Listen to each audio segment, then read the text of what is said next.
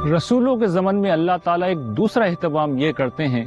कि उनके मुनकरीन को मुखालफत की हर हद पर जाने की इजाज़त होती है, लेकिन ये किसी शख्स के लिए मुमकिन नहीं होता कि वह रसूल की जान को किसी किस्म का नुकसान पहुंचा सके।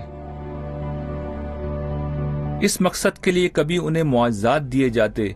जो मुखालिफिन को मरूब कर देते, और कभी खानदान और कबीले का वो तहफ़्फ़ुज़ दिया जाता